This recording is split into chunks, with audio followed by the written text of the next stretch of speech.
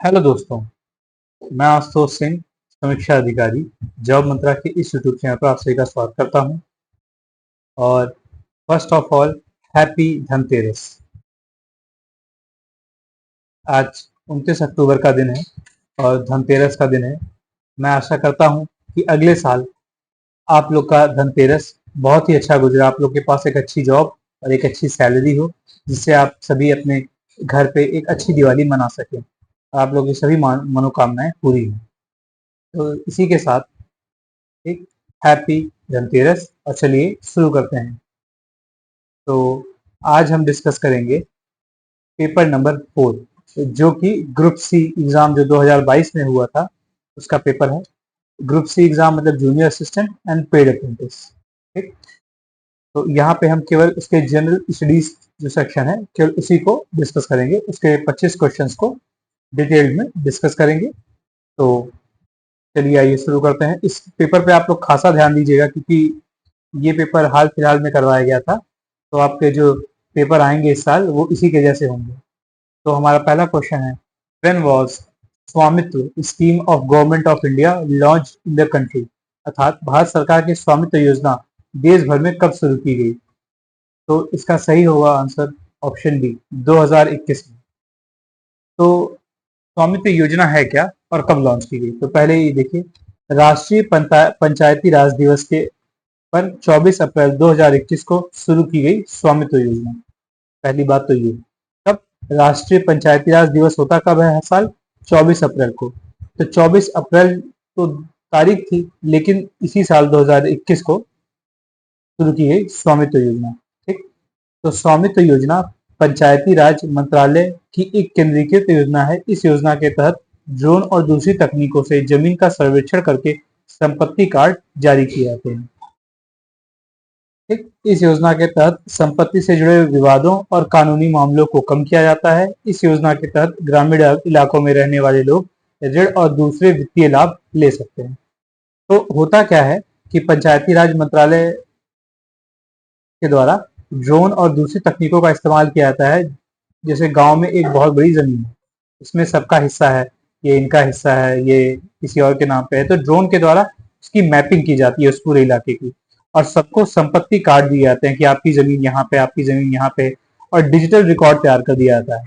ठीक है, तो जब इस पूरी जमीन का हर एक एक व्यक्ति का नाम पे संपत्ति कार्ड इश्यू हो चुका है और सबके पास सबकी अपनी जमीन का नाम है, हो सकता है एक व्यक्ति के पास 2-3 जमीनें हों, तो उस संपत्ति कार्ड पे हर जो भी इसकी प्रॉपर्टी होगी रजिस्टर्ड होती चली जाएगी।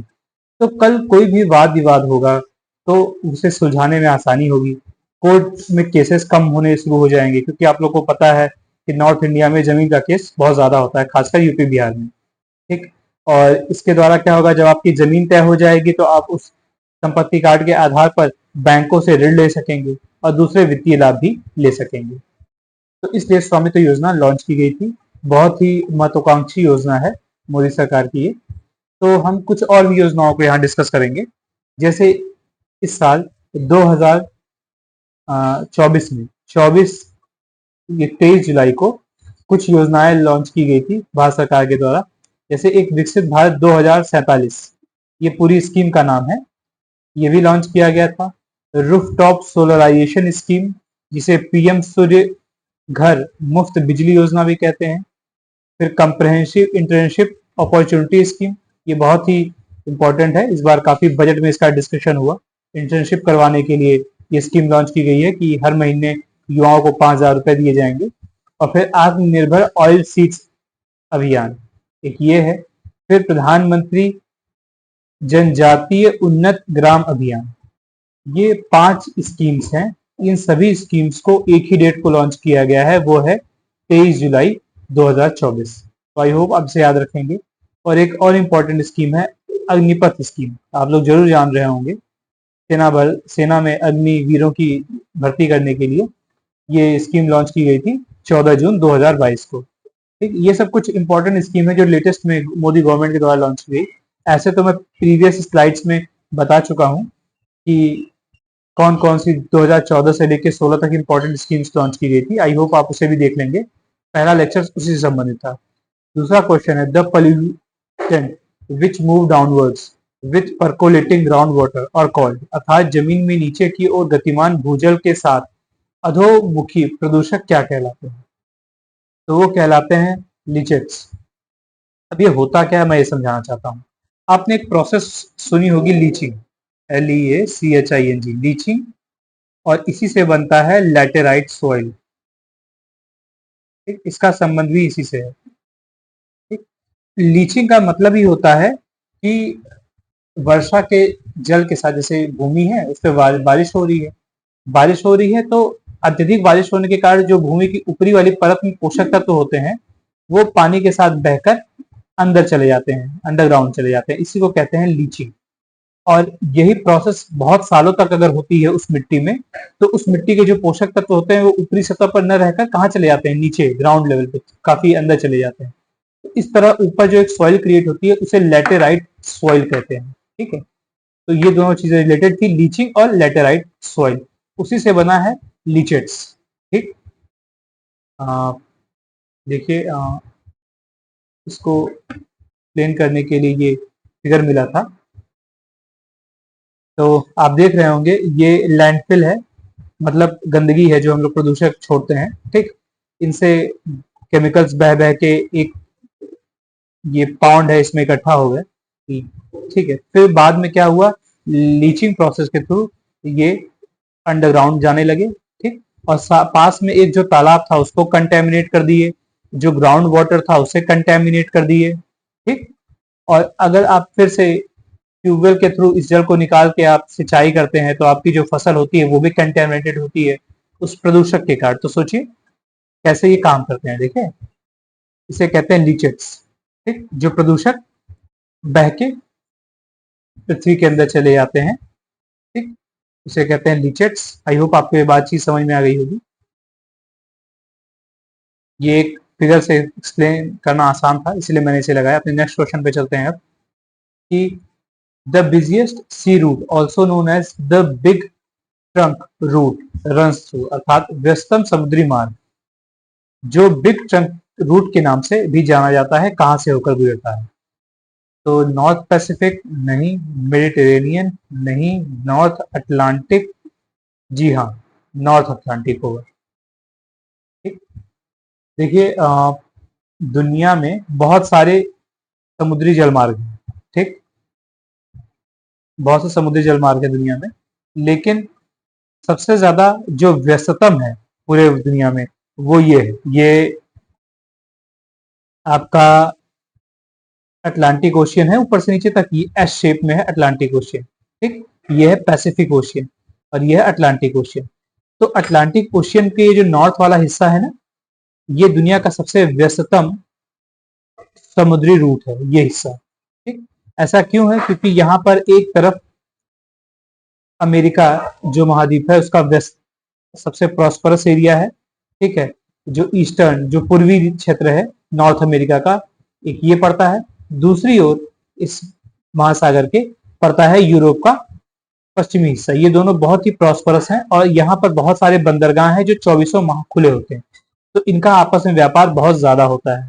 ठीक है, तो इसीलिए दुनिया का सबसे ज्यादा व्यस्तम सी रूट हो जाता है और इसे ग्रैंड ट्रंक ट्रंक रोड कहते हैं। ठीक, आई होप आपको ये बात समझ में आ गई होगी। ठीक, तो नॉर्थ अटलांटिक जो ओशियन होता है उसे ग्रैंड ट्रंक रोड कहते हैं क्योंकि ये दुनिया का व्यस्तम जलमार्ग है। और इसी तरह पहले कभी हुआ करता था ग्रैंड ट्रंक रोड।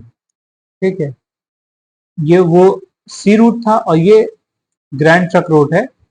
ठीक, जो कि काफी समय पहले था, मुगलों के समय था। ये काबुल से लेकर चित्तग हाँ चित्तगोंग तक था।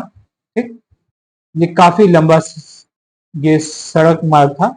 इसे अलग अलग समय में अलग अलग नाम से आना, प्रेजेंट में इसे ग्रैंड ट्रंक रोड कहते हैं या लॉन्ग वॉक रोड कहते हैं।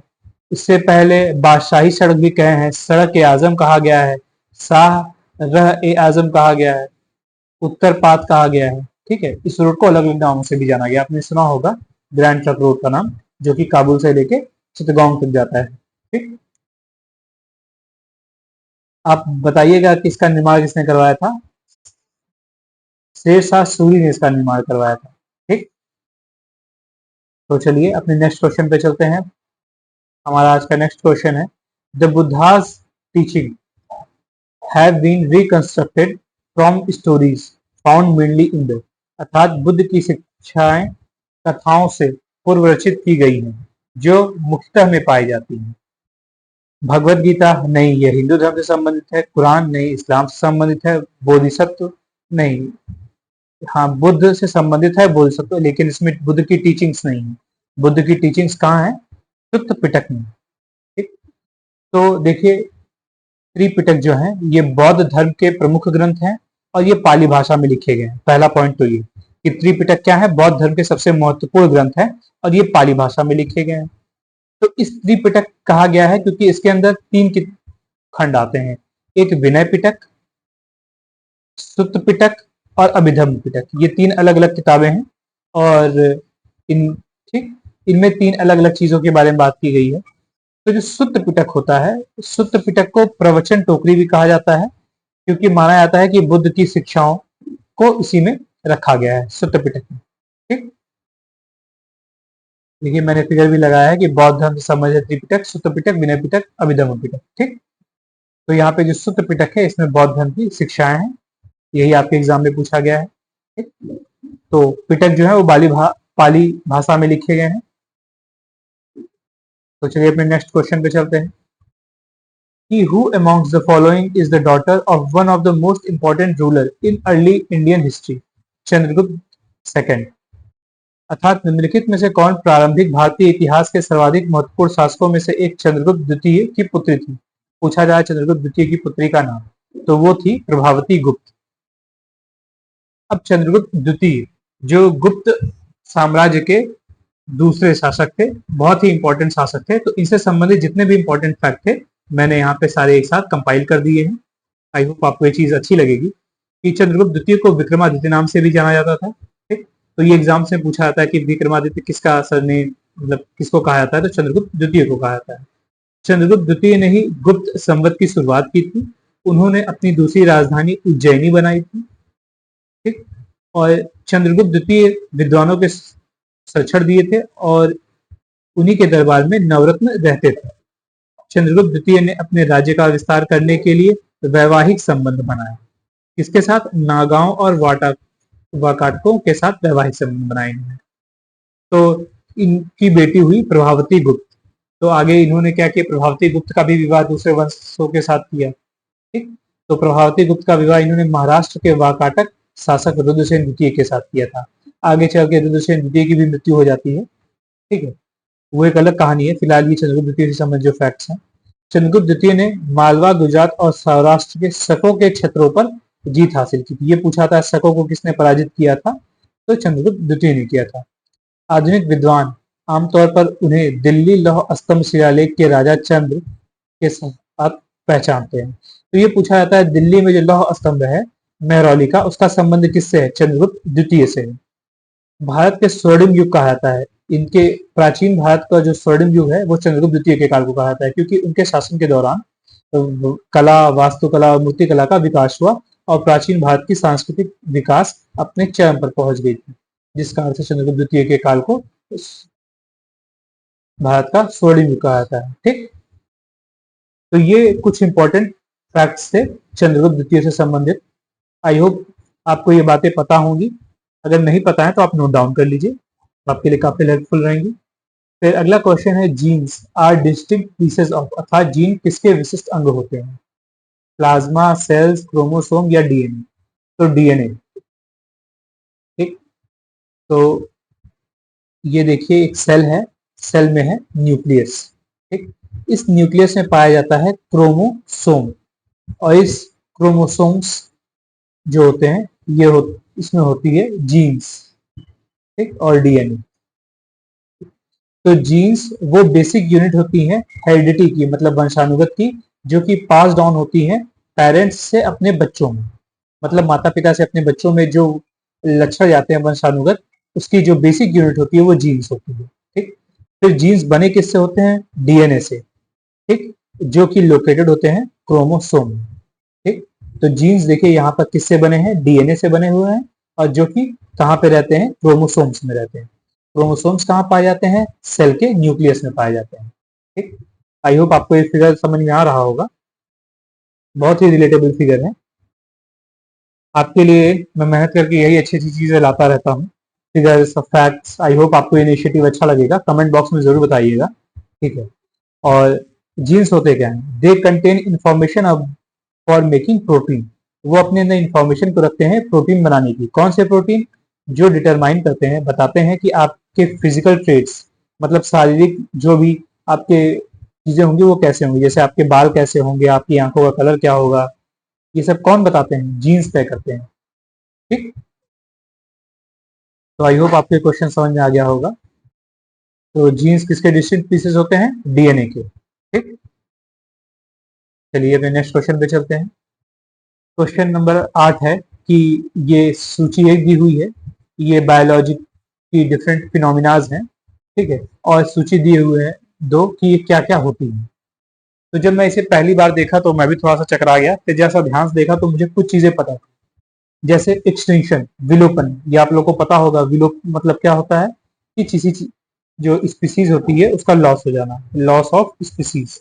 कोई भी स्पीसीज है, प्रजाति है, उसका पूरी तरीके से खो जाना, समाप्त समाप्त हो जाना, एक तरीके से वो हो जाता है एक्सटिंक्शन, मतलब विलोपन। फिर नेचुरल सिलेक्शन पढ़ा था मैंने, डार्विन का सिद्धांत। ठीक है, नेचुरल सिलेक्शन क्या होता है? कि production of a new species, अर्थात एक नई स्पीसीज का जन्म होना। ठीक, अभी मैं इसको बताऊंगा स्लाइड्स के माध्यम से। फिर को एवोल्यूशन, को एवोल्यूशन मुझे नहीं पता था, लेकिन फिलहाल इन दोनों ऑप्शन से मेरा काम चल गया। सी का 4 होना चाहिए, तो सी का 4 केवल यहाँ पे है, यहाँ पे है, सॉरी, सी का 4 होना चाहिए। सी का 4 केवल यहाँ और यहाँ, तो ये दोनों ऑप्शन तो नहीं होंगे। ठीक, डी का 2 होना चाहिए, उसने खुद बता दिया कि डी का 2 होना चाहिए। मैं कहा ओहो, बहुत बढ़िया। फिर उसने कहा कि ए और बी में से आपको पता हो तो आपका हो जाएगा। मैंने कहा हाँ भाई, ए का 1 है मेरे हिसाब से, ए का 1 केवल यहाँ पे था। The right option will be C. ठीक, तो अपने आप से मिल गया कि बी का 3 होगा। अब ये देख लीजिए नेचुरल सिलेक्शन होता क्या है। ठीक, आपने डार्विन का सिद्धांत पढ़ा होगा कि पहले कुछ कुछ आप लोग को याद होगा कि पहले जिराफ छोटे कद के होते थे, बाद में इनकी संख्या बढ़ गई तो वो पेड़ों की निचले पत्तियों को खा गए। फिर पत्तियां ऊपर होने लगी तो अब जिराफ नहीं खा पा रहे थे, तो छोटे जिराफ जिनकी हाइट थी वो कम मर गए, और समय के साथ जिराफों ने अपनी गर्दन खींच खींच के उसे ऊंचा कर लिया। ठीक है, तो इसे कहते हैं the concept of natural selection. ठीक, एक तो ये था, ये डार्विन के द्वारा शायद दिया गया था। तो इसमें एक नई स्पीसीज का जन्म होता है। देखिए, जिराफ पहले छोटी हाइट के थे, धीरे धीरे समय के साथ उन्होंने अपने आप को इवॉल्व कर लिया। फिर एक होता है को एवोल्यूशन। ठीक, मतलब साथ में इवॉल्व करना, सहक्रम विकास। अब देखिए, इसके लिए भी एक मुझे पढ़ना पड़ा कि क्या कैसे होता है। जैसे पक्षियां जो होती हैं, ये पक्षी पहले तितलियों को खाते थे, तो तितलियों ने इससे बचने के लिए अपने आप को एक तितली की दूसरी प्रजाति है जिसे कहते हैं मोनार्क, उसमें विकसित किया। तो मोनार्क क्या होती है कि ये थोड़ी तितलियों जल्दी से नहीं खाती, क्योंकि ये विषैली होती हैं और टेस्ट में कड़वी होती हैं। तो मोनार्क को चिड़िया नहीं खाती थी। ठीक, नहीं खाती थी।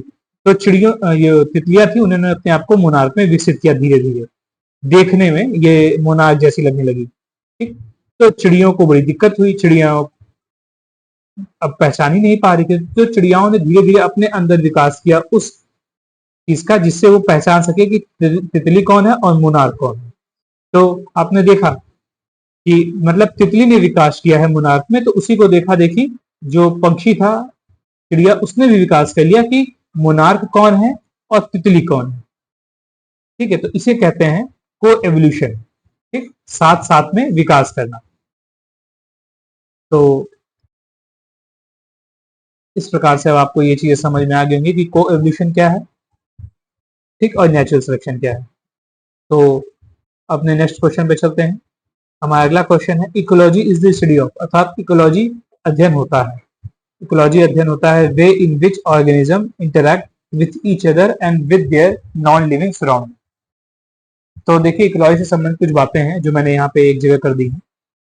कि इकोलॉजी जो वर्ड था उसे ढूंढा था जर्मन बायोलॉजिस्ट हैकल ने। तो ये पूछा था कि किसने ढूंढा था बायोलॉ ये इकोलॉजी शब्द को, हैकल ने। ये पूछा गया एग्जाम्स में। और ये दो वर्डों से मिलकर बना है। एक ओइकोस, जिसका मीनिंग होता है हाउस, घर या हैबिटेट, जहाँ पे आदमी या कोई भी जीव जंतु रहता है। और लोगोस मीन्स होता है स्टडी। ठीक, मतलब उस जगह की स्टडी पूरी तरीके से जहां पर कोई स्पीसीज रहता है। ठीक, तो जैसे कोई स्पीसीज है, ठीक, मान लीजिए ह्यूमन है, तो ह्यूमन का क्या असर हो रहा है उसकी सराउंडिंग्स पे, मतलब जमीन मिट्टी पे क्या असर हो रहा है, जल पे क्या असर हो रहा है, हवा पे क्या असर हो रहा है। ठीक, ये सब नॉन लिविंग थिंग्स हैं, तो इन पे क्या असर हो रहा है। ठीक, अब ह्यूमन का क्या असर हो रहा है लिविंग थिंग्स पे, जैसे जानवरों पे क्या असर हो रहा है, पेड़ पौधों पे क्या असर हो रहा है, और जो जो मछलियां हैं उन पे क्या असर हो रहा है। तो ये चीजें हो गई लिविंग थिंग्स। तो किसी भी मनुष्य का नॉन लिविंग पे क्या असर हुआ इसे पढ़ना, लिविंग पे क्या असर हुआ इसे पढ़ना, ये पूरा जो होगा इसे हम क्या कहेंगे, इकोलॉजी। तो मन अगर यही चीज मनुष्य ना किसी भी जानवर को रख दी जाए और उसके नॉन लिविंग और लिविंग फैक्टर्स को पढ़ा जाए, तो इसी को कहते हैं इकोलॉजी। तो ecology is defined as study of inter relationship of different organism with each other. देखिए, ऑर्गेनिजम्स का एक दूसरे के साथ एंड विद देयर एनवायरनमेंट, अपने एनवायरनमेंट के साथ जो इंटरेक्शन होता है उसे पढ़ना ही इकोलॉजी कहलाता है। ठीक, तो बहुत ही बेसिक डिफिनेशन है हमारे एनवायरनमेंट की कि इकोलॉजी क्या होती है। आई होप आपको समझ में आ गया होगा। अपने नेक्स्ट क्वेश्चन पे चलते हैं कि occupational structure of a country refers to distribution or division on the basis of. किसी राष्ट्र की वित्तिक संरचना का अर्थ वितरण या विभाजन से है, जो किस आधार पर होती है। तो किसी राष्ट्र की जो वित्तीय संरचना या आर्थिक संरचना का अर्थ होता है वितरण या विभाजन से, कि वहां पर जो भी एसेट है, जो भी आर्थिक संरचना है, उसका विभाजन कैसे हो रहा है, उसका वितरण कैसे हो रहा है। तो इसको विभाजन करने के चार फैक्टर्स होते हैं जिनके बेसिस पे विभाजन किया जाता है, मानते हैं। एक होता है भू स्वामित्व, कि मतलब लोगों के पास कितनी जमीन है, छोटी जमीनें हैं कि बड़ी जमीनें हैं कि मिडिल लेवल पे जमीनें हैं। ठीक है। और एक होता है उत्पादन के संसाधनों का स्वामित्व। फिर होता है आय का वितरण। आय का वितरण मतलब कौन कितना पैसा कमा रहा है, कितना पर इनकम है। जैसे इंडिया में होता है ना कि कहा जाता है कि इस व्यक्ति की पर कैपिटा इनकम इतनी है, यूरोप में इतनी है, अमेरिका में इतनी है। ये फिर व्यवसाय और रोजगार की क्या उपलब्धता है। ठीक है। तो ये चार फैक्टर्स हैं जिनसे हमें किसी देश की ऑक्यूपेशनल स्ट्रक्चर का पता चलता है। तो यहाँ पे हमारा जो क्वेश्चन था, पूछा गया था, तो फैमिली नहीं है, रिलीजन नहीं है, व्यवसाय, अकेले व्यवसाय नहीं है, व्यवसाय और रोजगार होना चाहिए था। तो इसीलिए ये ऑप्शन भी नहीं हुआ। सही ऑप्शन क्या बचा, लैंड ओनरशिप, भूमि स्वामित्व। देखिए ये चार फैक्टर्स में से एक है। तो आई होप आपको समझ में आया होगा क्वेश्चन। नेक्स्ट क्वेश्चन पे चलते हैं कि ये एक सूची एक है, सूची दो है, दोनों को मिलाना है। तो सूची वन में FYP मतलब लिखा है 5 ईयर प्लान, फिर ये उसका समय लिखा है किस समय से किस समय तक, फिर ये लिखा है 5 ईयर प्लान किस समय से किस समय तक। ठीक है। और ये इनसे मिलाना है कि किससे क्या संबंधित है। तो ये 5 ईयर प्लान 1951 टू 56, तो पहला 5 ईयर प्लान ये था, फर्स्ट 5 ईयर प्लान। तो इसका संबंध किससे होना चाहिए, इसका संबंध होना चाहिए बेसिक जो एग्रीकल्चर एक्टिविटी है उसमें ग्रोथ से। क्या वैसा कहीं दिया हुआ है कुछ, rapid industrialisation, rehabilitation of refugees, control of inflation, नहीं वो नहीं है।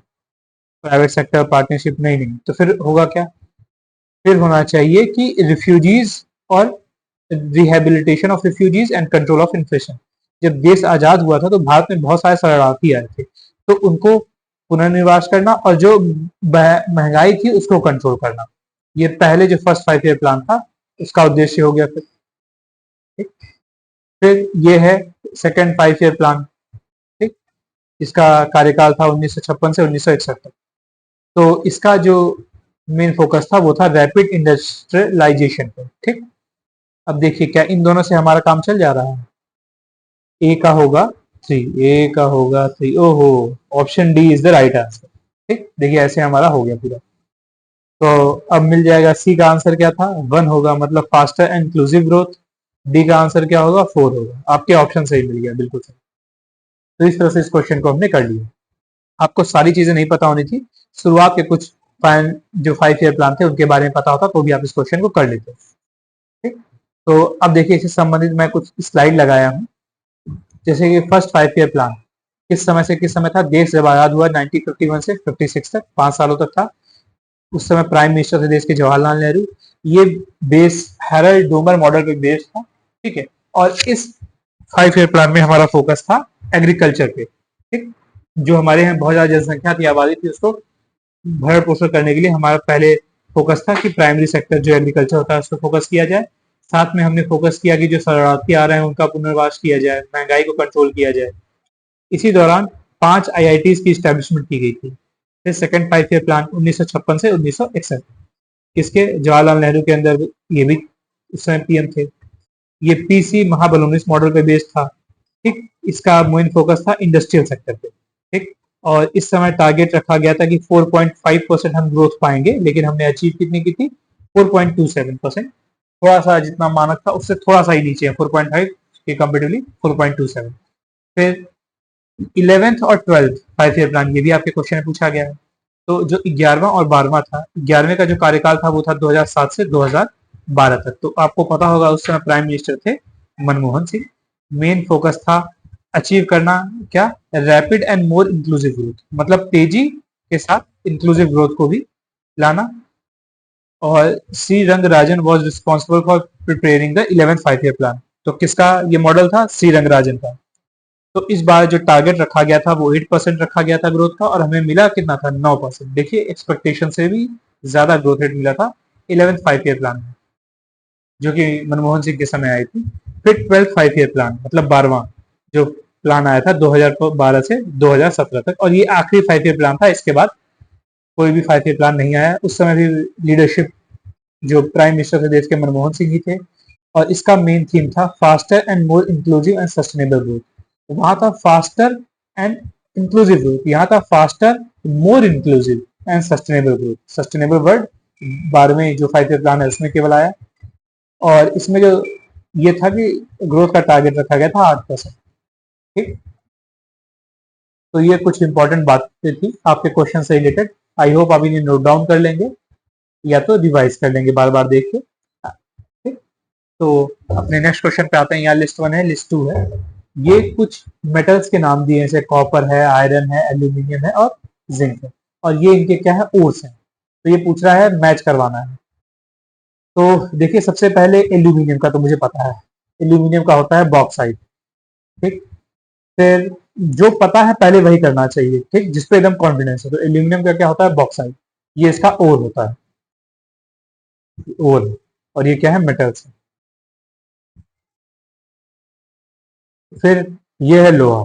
लोहा का क्या होता है, हेमेटाइट, ठीक, ओके। कॉपर का क्या होता है, क्यूप्राइट, हाँ। फिर जिंक का क्या हो जाएगा, अपने आप क्या बचा, ऑप्शन 2, कैलामाइन, ठीक। तो हमारा सही ऑप्शन क्या होगा, ए का हो गया है 3, ए का हो गया 3, बी का हो गया 4, सी का हो गया 1, डी का हो गया 2। राइट आंसर इज ए, ठीक। अब देखिए इसको समझाने के लिए मैंने एक स्लाइड लगाई हुई है। ये कुछ इंपॉर्टेंट मेटल्स हैं और उनके ओर्स के नाम दिए हुए हैं, लेकिन आपको सारे ओर नहीं याद रखे हैं, पूछे सारे नहीं जाते हैं। जो इंपॉर्टेंट है मैं केवल वही बताऊंगा, और आपके एग्जाम में आई होप उनसे हो जाएगा अगर क्वेश्चन आता है। तो होप क्या, 100% हो जाएगा। आज तक इससे बाहर मैंने कभी और देखे नहीं। अगर एल्यूमिनियम, तो एल्यूमिनियम का केवल एक ही और इंपॉर्टेंट है, बॉक्साइट। ये पूछा था, बॉक्साइट का फॉर्मूला है Al2O3 इंटू 2s2, ठीक।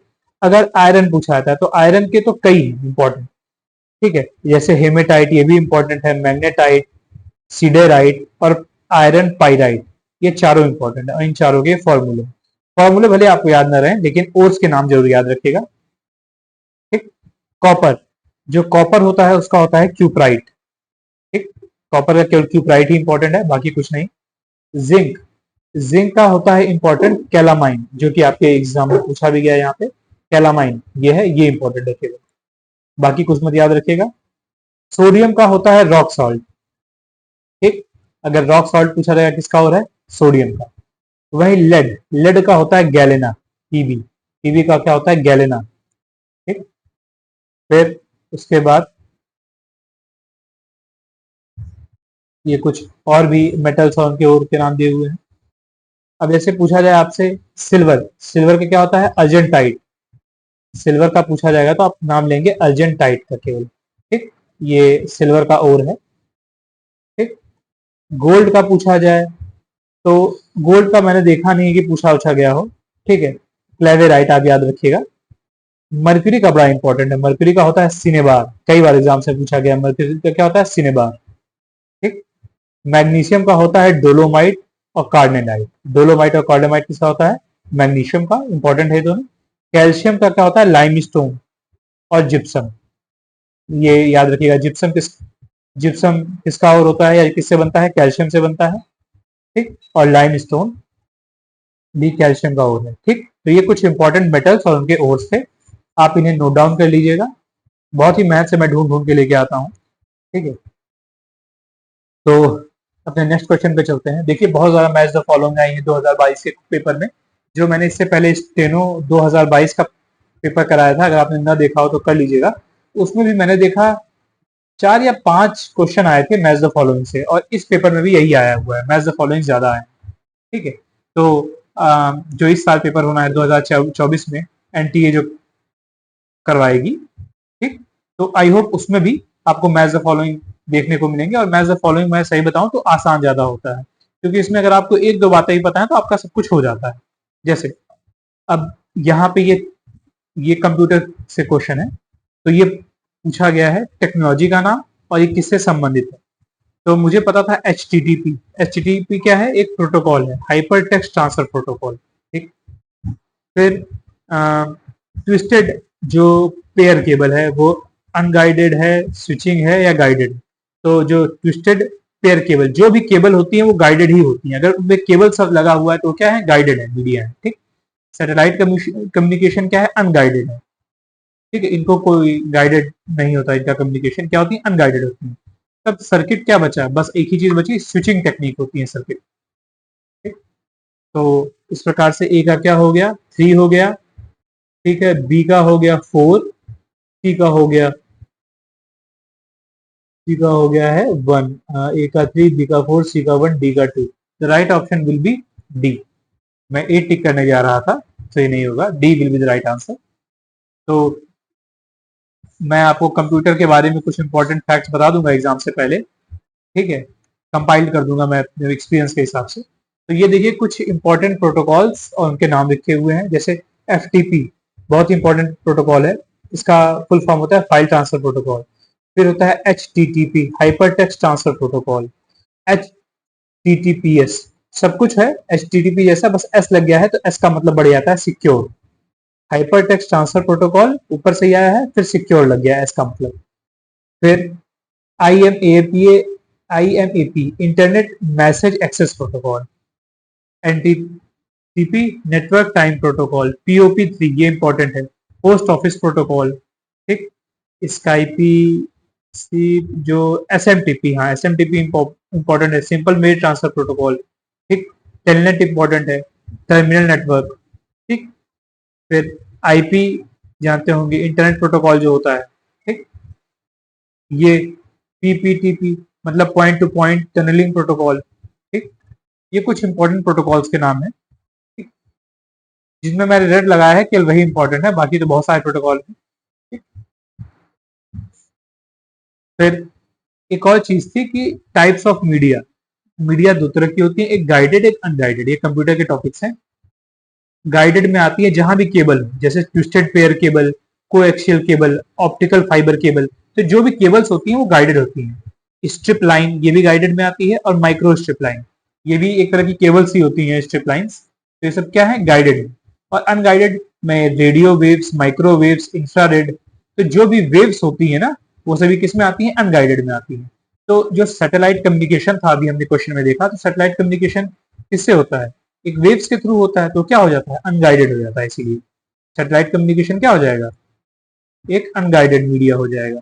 ठीक, तो आई होप आपको ये चीजें थोड़ी समझ में आई होंगी, आपको आइडिया लग गया होगा।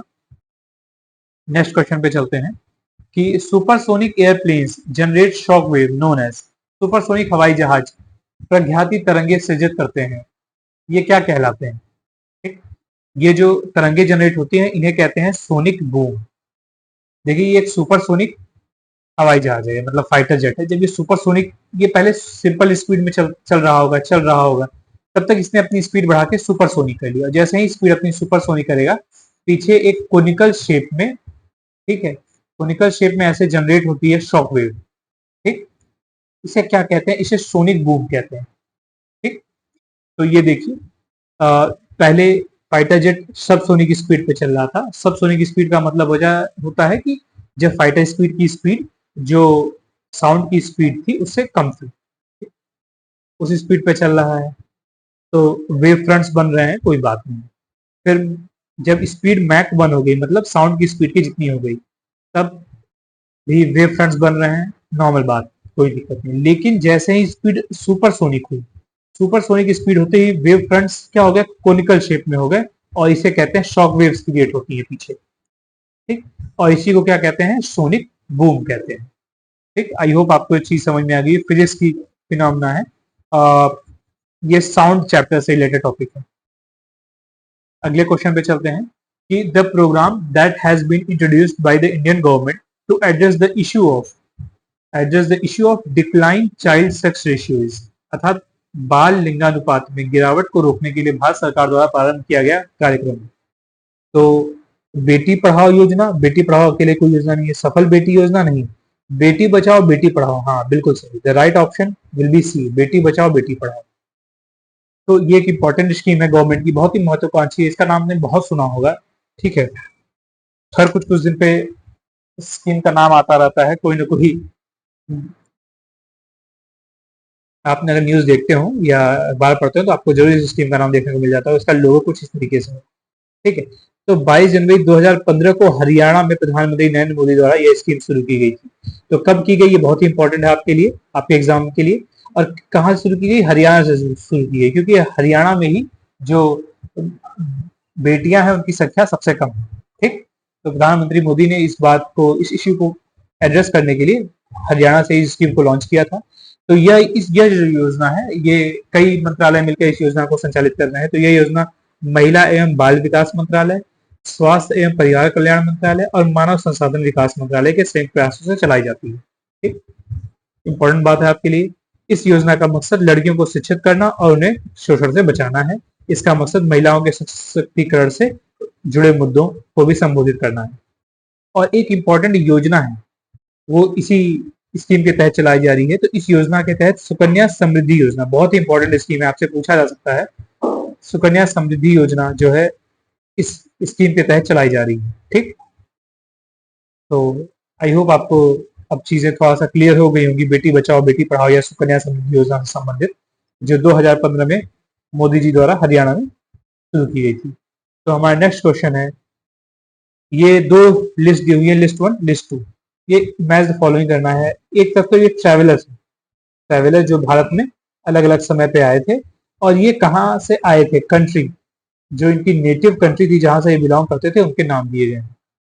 ठीक है, तो जैसे सबसे पहले नाम आता है मार्को पोलो। तो मार्को पोलो कहाँ का था? मार्को पोलो का संबंध किससे था? इटली से।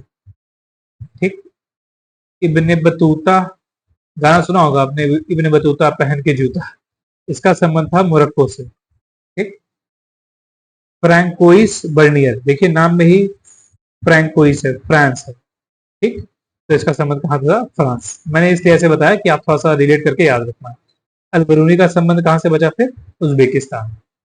ठीक, तो इस प्रकार से क्या हो जाएगा? ए का 3 हो गया, बी का हो गया 1, सी का हो गया 4 और डी का हो गया 2। The right option will be B. ठीक, तो आप अगर एंशियंट और मेडिवल हिस्ट्री के बारे में थोड़ा बहुत पढ़े होंगे तो इनके बारे में आपने पढ़ा होगा। ये अलग अलग देशों से आए थे, तो इसमें सबसे इंपॉर्टेंट था कौन? Ibn Battuta. इब्ने बतूता पहन के जूता, तो ये मोरक्को का था। तो मोरक्को यात्री था इब्ने बतूता, जो मध्य एशिया के मार्ग से होते हुए भारत पहुंचा, और वर्ष 2033 में ये सिंध पहुंचा। 1333 में ये सिंध पहुंचा। उस समय मोहम्मद बिन तुगलक दिल्ली का शासक था। दिल्ली सल्तनत के जो सुल्तान थे मोहम्मद बिन तुगलक, उस समय जो मोरक्को यात्री था इब्ने बतूता वो भारत पहुंचा था। ये पूछा जाता है कि इब्ने बतूता किसके शासनकाल के दौरान भारत पहुंचा था, तो मोहम्मद बिन तुगलक के दौरान पहुंचा था। और ये किन किन देशों से आए थे। ठीक, आपको एक दो चीजें भी पता हो तो आप मैच द फॉलोइंग अटेम्प्ट कर पाएंगे। ठीक, अगले क्वेश्चन पे चलते हैं कि who is called the father of Indian archaeology. भारतीय पुरातत्व शास्त्र का पिता किसे कहा जाता है? तो किसे कहा जाता है? अलेक्जेंडर कनिंघम को कहा जाता है।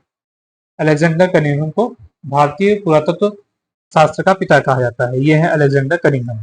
ठीक, भारतीय पुरातत्व सर्वेक्षण के प्रथम महानिदेशक अलेक्जेंडर कनिंघम को अक्सर भारतीय पुरातत्व का जनक कहा जाता है। तो ये एक ब्रिटिश क्या थे? इंजीनियर थे, लेकिन इस फील्ड में इनका इंटरेस्ट था आर्कियोलॉजी में। तो जिस कारण से जो भारत का पुरातत्व सर्वेक्षण विभाग बना था अंग्रेजों के दौरान, तो उसके पहले महानिदेशक बनाए गए थे अलेक्जेंडर कनिंघम। ठीक, जिस कारण से इन्हें भारतीय पुरातत्व जो शास्त्र होता है उसका पिता कहा गया। अपना नेक्स्ट क्वेश्चन पे चलते हैं कि यहाँ फिर लिस्ट 1 लिस्ट 2 को मैच कराना है। ये भारत के जीव जंतु हैं और ये उनकी स्थिति। ठीक, ये हॉर्नबिल है, गैंगेटिक डॉल्फिन है, एशियाटिक चीता है और संगाई है। अब पूछा जा रहा है कि इनकी क्या स्थिति है इस समय, लुप्त प्राय हो गए हैं, दुर्लभ हो गए हैं, या संकटापन्न है, या परिसंकट में है। ठीक, तो एशियाटिक चीता, सबसे पहली बात तो आप ये एक बात जान लीजिए, एशियाटिक चीता भारत में नहीं पाया जाता, ये विलुप्त हो चुका है। ठीक, एक्सटिंक्ट, ये खत्म हो चुका है भारत से एशियाटिक चीता। लेकिन हाल फिलहाल में अभी कुछ दिन पहले आपने देखा होगा कि कूनो नेशनल पार्क में कुछ चीतों को नामीबिया देश से लाके बसाया गया। ठीक, लेकिन मूल रूप से भारत में जो एशियाटिक चीते हैं वो खत्म हो गए। ठीक, फिर हम बात करते हैं हॉर्नबिल, गैंगेटिक डॉल्फिन और संगाई की। तो जो ये हॉर्नबिल है, हॉर्नबिल एक पंछी होता है जो कहाँ पे बहुत ही रेयर है। ठीक है, और ये भारत के हिमालय क्षेत्र में वेस्टर्न घाटों पे पाया देखने को मिलता है। हॉर्नबिल पक्षी होता है अभी कलर का, मैं भी आपको दिखाऊंगा। गैंगेटिक डॉल्फिन, ये हमारा नेशनल एक्वेटिक एनिमल है। गैंगेटिक डॉल्फिन ये गंगा ब्रह्मपुत्र नदी में पाया जाता है। ठीक है, इस समय इनकी संख्या 1200 से 1800 रह गई है, जिस कारण से क्या हो गए हैं, ये इंडेंजर्ड हो गए हैं। ठीक, फिर संगाई, संगाई एक हिरन होता है, हिरन की एक जाति होती है, ये वल्नरेबल हो गए। ठीक, तो the right option will be C का होगा ए। सी का कहाँ पर है? ए इन दोनों ऑप्शंस में है, मतलब ये दोनों नहीं रहे। सी का ए केवल इसमें है। और फिर क्या है? हॉर्नबिल का होगा बी, ए का होगा बी। तो मतलब the right option will be B. ठीक, ऐसे मैच कराते हैं। सारे ऑप्शन आपको भले ना पता हो, एक या दो पता हो तो भी आपका हो जाएगा। अब देखिए जो नेक्स्ट स्लाइड है वो उसी से संबंधित लगाई है मैंने। तो ये देखिए चीता, ये चीता है। ठीक है, इस पे सही पे चक्कियां पड़ी होती हैं। चीता जो है हमारे भारत में मूल रूप से एक्सटिंक्ट खत्म हो चुके हैं, लेकिन हाल फिलहाल में 2023 में कूनो जो नेशनल पार्क है हमारे देश में, वहां पर चीता को लाकर बसाया गया है। कब? 2023 में 8 चीताओं को लाया गया था नामीबिया से। ठीक, कहाँ पर लाके बसाया गया है? कूनो नेशनल पार्क में। इसमें से भी एक या दो चीता की डेथ हो गई है, वो एडजस्ट नहीं कर पा रहे हैं माहौल में, बट भारत सरकार अभी भी कोशिश कर रही है कि भारत में चीताओं को बसाया जाए। फिर होता है हॉर्नबिल, ये देखिए रंग बिरंगे कलर का है। तो ये ग्रेट हॉर्नबिल, इसी के नाम से एक फेस्टिवल मनाया जाता है, हॉर्नबिल फेस्टिवल। कहाँ पे? नागालैंड में। तो ग्रेट हॉर्नबिल कहाँ पाए जाते हैं? ये हिमालय में पाए जाते हैं, foothills of Himalaya and parts of north east India. ठीक, और ये वेस्टर्न घाट में भी देखने को मिलते हैं। ये है हॉर्नबिल। फिर ये है गैंगेटिक डॉल्फिन, ये भारत का नेशनल एक्वेटिक मतलब राष्ट्रीय जल जीव है, वो है गैंगेटिक डॉल्फिन। ठीक है, इसको वैज्ञानिक नाम होता है इसका प्लेटेनिस्टिका गैंगेटिका। ये भारत, नेपाल और बांग्लादेश में पाई जाती है। कहाँ पे पाई जाती है? गंगा ब्रह्मपुत्र नदी प्रणालियों में पाई जाती है। ये मीठे जल में रहती है, दृष्टिहीन मतलब इसकी आंखें नहीं होती। इसे सूसू का भी कहा जाता है और इनकी जो संख्या है केवल 1200 से 1800 बची है। इसीलिए ये अब वल्नरेबल, ये क्या बोलते हैं, वल्नरेबल कैटेगरी में आ रही है, तो संरक्षण करने की जरूरत है। फिर संगाई, ये देखिए एक हिरण है।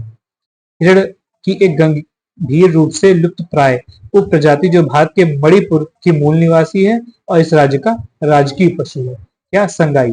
संगाई कहाँ देखने को मिलती है? मणिपुर में। ठीक, तो जो भी इंपॉर्टेंट फैक्ट थे इन जानवरों से संबंधित जी, ठीक है, वो मैंने एक जगह कंपाइल कर दिया। आई होप आपको अच्छा लगा होगा ये इनिशिएटिव। जरूर अपने कमेंट बॉक्स में बताइएगा। नेक्स्ट क्वेश्चन है कि which of the following was not included in the 42nd amendment 1976 to the Indian constitution, अर्थात निम्नलिखित में से कौन भारतीय संविधान के 42वें संशोधन 1976 में शामिल नहीं था। तो जो 42वां संविधान संशोधन हुआ उसके द्वारा क्या नहीं ऐड किया गया, तो आपको पहले पता होना चाहिए क्या क्या ऐड किया गया। प्रस्तावना के शब्दों में परिवर्तन किया गया, हाँ बिल्कुल किया गया।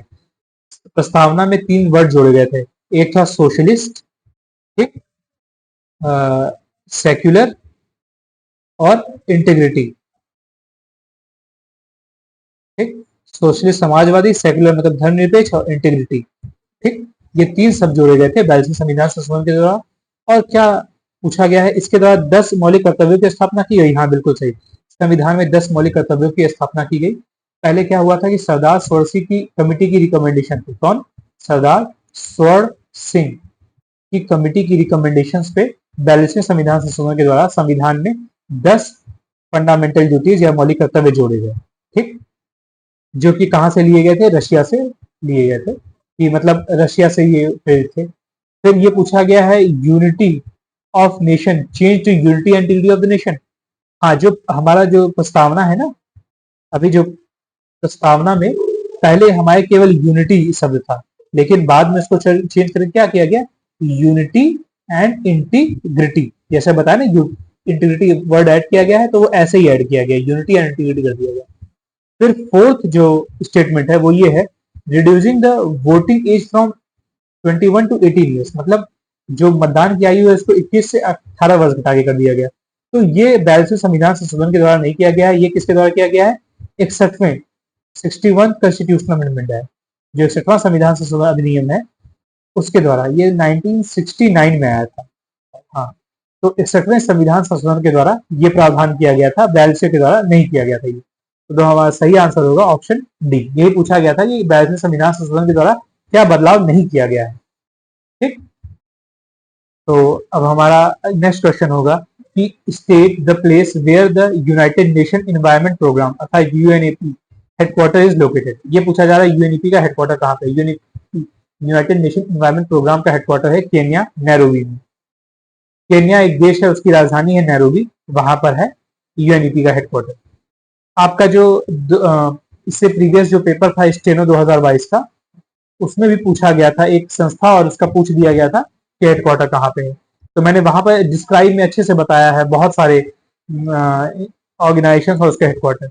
यहाँ पे भी मैंने कुछ ऑर्गेनाइजेशन के हेडक्वार्टर लगा दिए, जैसे यूएनईपी, अभी ये जो पूछा गया आपसे क्वेश्चन में, यूनाइटेड नेशन एनवायरनमेंट प्रोग्राम का हेडक्वार्टर कहाँ है, केन्या का जो कैपिटल है नैरोबी, वहां पर। ये देश के नाम है और ये उस जगह का नाम उस देश के अंदर जहां पर कैपिटल, जहां पर हेडक्वार्टर है। ठीक, तो United Nation human settlement programme, इसका भी कहां पर है, केन्या नैरोबी में। तो वहीं United Nation development programme, United Nation population fund, United Nation children's fund, United Nation women, इसका हेडक्वार्टर कहां पे है, न्यूयॉर्क सिटी में। ठीक, तो वहीं पे world food programme, world agriculture organisation, international fund for agriculture development, जो भी फूड या एग्रीकल्चर से रिलेटेड है उनका कहां पर है, रोम इटली में। ठीक, फिर international labour organisation, world health organisation, international intellectual property organisation, ठीक, वर्ल्ड मेट्रोलॉजिकल ऑर्गेनाइजेशन, इनका हेडक्वार्टर कहाँ पे है, जिनेवा स्विट्जरलैंड। ठीक, वर्ल्ड बैंक और आईएमएफ, ये दोनों वित्तीय संस्थाएं हैं, इनका कहाँ पे है, Washington DC. International maritime organisation और एमनेस्टी इंटरनेशनल, इन दोनों कहाँ पे है, लंदन, यूनाइटेड किंगडम। तो ये कुछ इंपॉर्टेंट है, और इनसे भी और भी कुछ संस्थाएं हैं, मैंने अपने पहले जो लेक्चर अटेंड किया था उसमें सारी बातें बताई हैं, आई होप आप वहां से रेफरेंस ले लेंगे। नेक्स्ट क्वेश्चन पे चलते हैं। When we say that we have federal system of governance in India, what does it imply. जब हम यह कहते हैं कि भारत में संघीय शासन प्रणाली है तो इसका क्या अर्थ होता है। देखिए, फेडरल स्ट्रक्चर या संघीय प्रणाली का मतलब ये होता है कि हमारे देश में, देखिए, एक तो सेंट्रल है और क्या है, स्टेट्स हैं और पंचायती राज, ये 3 लेवल्स पे संस्थाएं चलती हैं, सेंटर, स्टेट और पंचायती राज। इन तीनों की अपनी पावर्स, अपने कार्य हैं। ठीक, इसी को कहते हैं फेडरल स्ट्रक्चर, और कोई किसी में दखल नहीं दे रहा है, संविधान में सबका लिखा हुआ है कि किसकी क्या पावर है, क्या कार्य है। ठीक, इसी को कहते हैं फेडरल स्ट्रक्चर। ठीक, या डिवीजन ऑफ इसको और अच्छे शब्दों में क्या कहते हैं, division of power and their responsibilities. ठीक, तो ये है इसका सही आंसर। डिफरेंट स्टेट और provinces of country have power to make their own laws and decisions. ये होता है फेडरल स्ट्रक्चर का मतलब। ठीक, तो फेडरल स्ट्रक्चर जो है हमने कहाँ से लिया है, कनाडा के संविधान से लिया है। कनाडा के संविधान से हमने और भी चीजें ली हैं कि जो सेंटर होगा वो स्ट्रांग होगा, जो हमारे देश में जो सेंटर होगा क्या होगा, स्ट्रांग होगा, राज्यों से ज्यादा मजबूत होगा, और जो गवर्नर होंगे वो भी, जो अलग अलग स्टेट्स में गवर्नर नियुक्त करते हैं वो कौन नियुक्त करेगा, सेंटर ही नियुक्त करेगा। ठीक, जो रेसिडुअल पावर मतलब बची हुई शक्तियां होती हैं जो कहीं भी उल्लिखित नहीं होती, कहीं भी लिखी हुई नहीं, अगर कोई ऐसी चीज है तो रेसिडुअल पावर किसके पास होगी, सेंटर के पास ही होगी। तो ये सब चीजें कहाँ से ली गई, कनाडा के संविधान से ली गई है। तो आई होप आपको ये बातें समझ में आ गई होंगी। आइए अपने नेक्स्ट क्वेश्चन पे चलते हैं, और ये आज का हमारा आखिरी क्वेश्चन है कि who was the youngest ever and only Asian member of the Grand Salon in Paris। ठीक, पेरिस के ग्रैंड सैलोन की सबसे युवा और एकमात्र एशियाई सदस्य कौन थी, तो वो कौन थी, अमृता शेरगिल। तो ग्रैंड सैलोन एक ऐसी संस्था है पेरिस में, फ्रांस में, जो कि आर्ट एंड कल्चर को बहुत ही प्रमोट करती है। ठीक है, और आज तक केवल एक ही एशियाई इसका सदस्य बन पाया है, वो थी अमृता शेरगिल। भारत की आजादी से पहले ये अमृता शेरगिल थी। ठीक, तो Amrita Shergil was the only and first Asian to be elected as an associate of grand salon in Paris in France in 1933। 1933 में, बताइए, उस समय जब देश आजाद भी नहीं हुआ तब इन्हें ग्रैंड सैलून की सदस्यता दी गई थी। ठीक है, तो Shergil was awarded a gold medal for her painting young girls. ये पेंटर थी, पेंटिंग्स बनाती थी Amrita Shergil, which she created in 1932 while she is still student. मतलब जब वो एक स्टूडेंट थी उस दौरान उन्होंने एक पेंटिंग बनाई थी यंग गर्ल्स, जिसके लिए इन्हें गोल्ड मेडल मिला था। ठीक, और उसी समय इनको इलेक्शन करके अमृता शेरगिल को 19 साल की मात्र उम्र में ग्रैंड सैलून की सदस्यता दी गई। ठीक, तो आई होप आपको ये बातें याद हो गई होंगी या तो समझ में आ गई होंगी। आप इस वीडियो को कई बार देखेंगे तो आपको चीजें याद हो जाएंगी।